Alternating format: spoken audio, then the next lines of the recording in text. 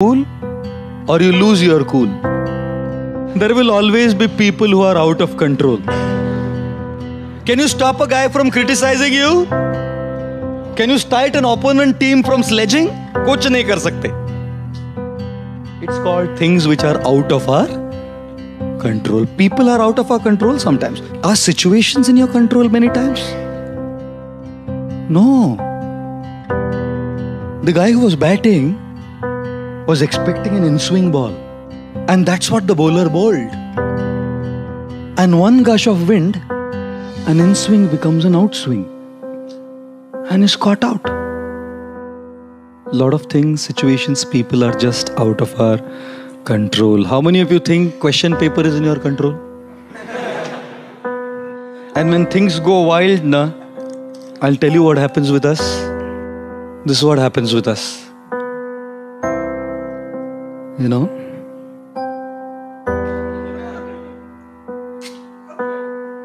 This is what happens with us, see? See how it foams up? We react. The stimulus of a person sledging against us, criticizing, pulling us down, envious of us, conspiring, politicking, makes us react and foam out. We start reacting also. And look at this. This is also sealed.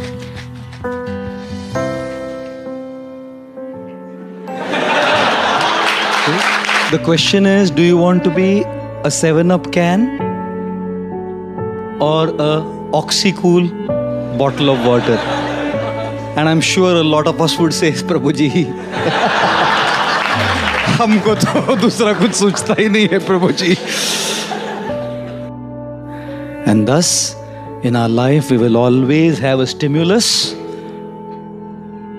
And we can choose to respond because between the stimulus and response is our choice. A great personality is not born in the maternity ward. A great personality is born by the choices that one makes. And therefore, when there are all kinds of stimuli, we have to learn how to respond. If we are not strong spiritually, it is impossible. If we are not strong culturally, it is impossible. All this sounds great and good and we know, yes, I want to do it. I can't be a can of soda. I want to be a water bottle. But is it so easy? No. That is why coming here is so important. That is why these foundational ethics of spirituality are so crucial in this age. As all of you are going to be successful in your own areas of life, if not cricket per se. And thus, we have to learn how to respond. What is the most selfish one-lettered word? I, isn't it? Everything revolves around I. iPhone, iPad, iPod, and the man says, I paid. What do you do? Everything revolves around the I. And what does I stand for? I stands for expectations. I should be treated like this. I should be loved like this. I should be dealt with like this. I should be respected like this. I should be given these many marks. I should not be given this. You're all leading a life of super high expectations. Everything revolves around my opinions, my desires, my likes, my dislikes. I love this, I want this, I don't want this. I. You think life will be a very happy life when it revolves around I? From our childhood we have grown up like this. We've only learned to take, and everyone has to fulfill my expectations. Everything has to be up to my expectations. Therefore, when people come to God, people come to a temple also, they're only asking, give me what I want. No one comes to say, I love you, I want to give you. When the President of the United States, John F. Kennedy, came up to his stage for his first presidential speech, his voice rumbled into the public address system when he said, ask not what the country can do for you. Ask what you can do for the country. And so we are saying, Ask not what God can do for you. Ask what you can do for God. But no one asks that because the I is so big. My expectations, my desires, my things are so powerful that even when I come to a temple and ring a bell, all I'm doing is asking. The more we lead a life of I, our I will always be frustrated because people don't exist in this world to just fulfill your expectations. Therefore, ladies and gentlemen, the most selfish one-lettered word is I, which stands for expectations, and therefore avoid this word. How do you avoid this word? Be realistic in your expectations. अपेक्षाएं करने में कोई problem नहीं है, but understand that not everyone will fulfill your expectation. And secondly, avoid this word I by trying to serve others. You know why? Because when you want to be served, you're dependent on people. They may not serve you. When you want to serve, who can stop you? When you want respect, people may not respect you. But when you want to give respect, who can stop you? When you want to be loved, you may not be loved. But when you want to give love, who can stop you? When you want in charity, people may not give you in charity. But when you want to give charity, who can stop you? And therefore, learn to begin your journey from I to you. The more you want for yourself, you'll remain frustrated. The more you want to give, you will remain happy. When you want to achieve success in your career, in your academics, in your business, in your profession, we will fail. And that's the example of the giraffe. When the baby giraffe is born, falls from such a high distance straight on the ground, the mother positions herself right above the baby giraffe. And guess what she does first? Gives it a hard kick. बच्चे का जन्म होता है और माँ आके खाट से लात मारती है. तो बच्चा समझता नहीं, अभी तो आया है जिंदगी में, मतलब लात मारे, कौन लात मारा, लात का मतलब क्या है मालूम नहीं उसको. अचानक एक झटका मिलता है उसको. So as it's just coming out of that impact, झटका, the mother gives a second harder kick. Now the guy understands. अगर मैं कुछ किया नहीं तो ये चलता रहेगा सिलसिला.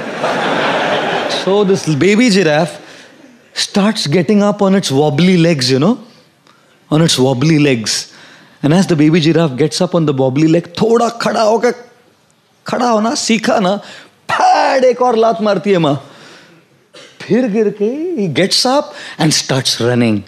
And then the mother giraffe goes, hugs the baby and starts kissing the baby. You know why? Because the baby giraffe's flesh is very soft and supple, and hyenas and lions love it. The mother knows that I can't be with the baby giraffe all the time. I have to go and get food for the baby. How would I protect it? इसलिए पहले ही एक ऐसी लात मारो कि ये उठना सीखे. और फिर जैसे थोड़ा उठा ना, तो एक और लात मारो तो याद रहे और फिर उठना सीखे. जिंदगी भी माँ मदर जिराफ जैसी है. कई बार लात मारती है. We fail. We should get up. And we'll fail again.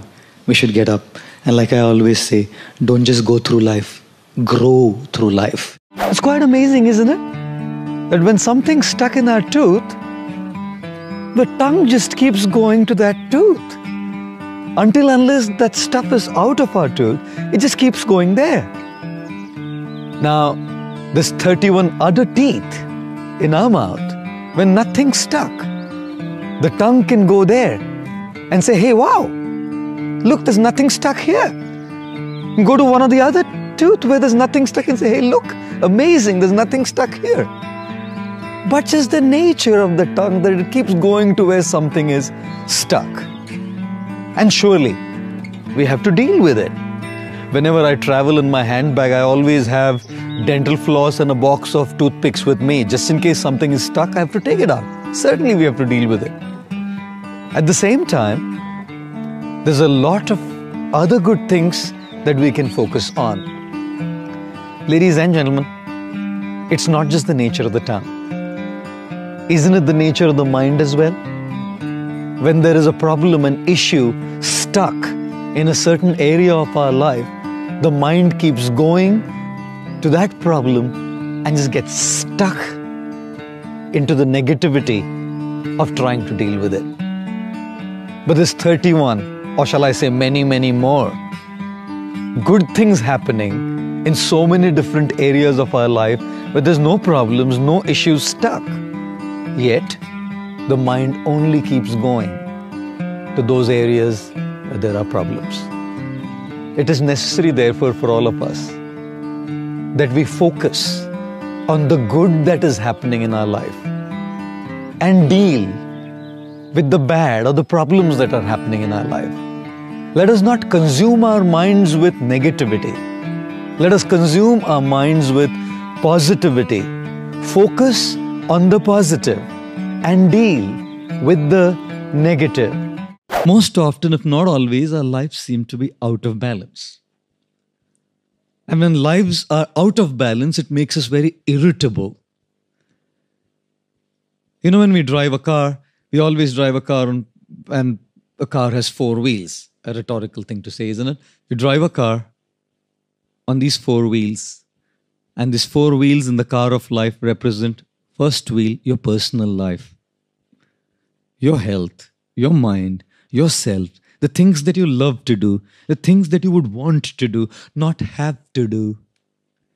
Most times we live a life of have to do. I have to study, I have to work, I have to pay my bills, I have to pay the taxes, I have to do this and I have to do that. I have to go for this social function. I don't have a choice. I have to. Where did the love to go? We just end up living a life of have tos and have forgot about our own selves. By subscribing to the pressures that come from all fronts in our lives, we've forgotten to live our own lives. We don't have time to unwind. We don't have time to spend with our own selves. We don't have time to be with nature and take a deep breath and just relish the crispness of the air. We don't have the time to do all of that, especially in a metropolitan city like this. When the pressures are so high and the pace is so fast, we just don't have time for ourselves, ladies and gentlemen. And that's one car, one wheel of our car, isn't it? Personal life, our health, for instance, such an important thing. But at the cost of just running, we forget to pay attention to our own health. The second wheel of the car is family life. Demands attention, isn't it? Your personal life demands attention. Your family life demands attention, isn't it? Before marriage, when you are in love, they call it a crush, isn't it? But after marriage, all that is left is Candy Crush. All the crushes are gone and all that you're left with is a Candy Crush. Just keep playing Candy Crush. And all the headaches coming from all the pressures. One lady went to a doctor and the doctor said, "How's your headache, madam?" She said, "He's out of town." Gosh, I must tell you, demands a lot of attention. Your personal life, the first tire, do you have one? Do you have a personal life is my question. Do you have time for your health? Even in my hectic schedule, I have made 5 days of exercise here still. In all the lectures and all the talks and everywhere I go, because that's what's going to keep me going. I have to give time to myself because I don't get more than 3.5 to 4 hours of sleep. So if I don't look at my physical fitness, I'm gone. Ladies and gentlemen, do you give time for yourself? Do you have time for yourself, your personal time? Or is that wheel out of balance? Is it a flat tire? The third wheel, tire of the car of life is your professional life. Your personal life needs attention. Your family life needs attention. Your professional life needs attention. And the fourth is your social life. Your friends, people around you, your colleagues. Those relationships that matter a lot to you. Those people who would support you in time of need. Because to your spouses, to your family, you could speak a little. Sometimes certain things are not always confided with just blood relationships. You need that social side. People to whom you can speak Open up your heart. How often do we just carry this baggage of stress and load, anxiety and worry in our heads, lugging it all around as baggage? There's a social side to our life.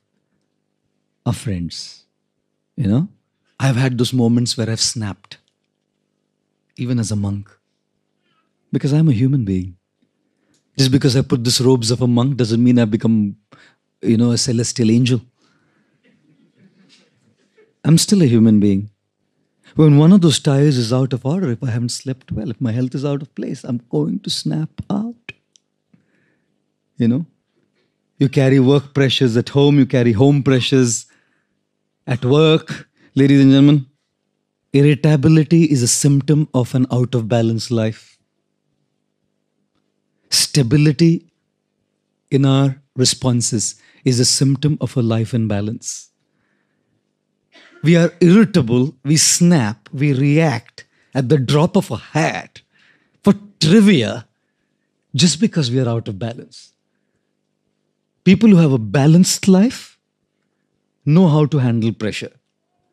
People whose lives are not balanced sink under pressure and get so irritable at little things, they just kind of snap off. I'm actually a camera shy person, believe it or not. When people shoot me and they just post some clips, that's fine with me. But talking to a camera, it's a machine. It's just some electronic machine. The camera doesn't laugh. The camera doesn't cry. The camera doesn't have any interpersonal reciprocations and dealings. And I must tell you, I felt very nervous. In fact, a little fearful as well to speak into a camera. It was more a fear of failure, I would say, because, when you speak into a camera and if it's relayed and it's put online, how do people see it?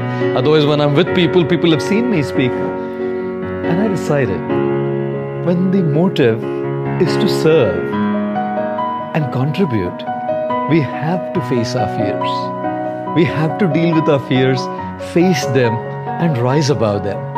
At some point of time, I had to decide to come and speak. So one day I decided, that's it. I have to come, speak in front of the camera. The first time I did it, believe me, we will post that video once. You must see me speaking there. Stiff, expressionless, motionless, stoic, nonchalant face, And I guess I'm kind of slowly getting better. Because in order to deal with these fears, you have to face them. You have to start somewhere. It's a beautiful slide. When followed in life, I guarantee you, life will be different. I guarantee you, if this is applied in life, we can have peaceful night's sleep. Here it is. Do you have a problem in life? No?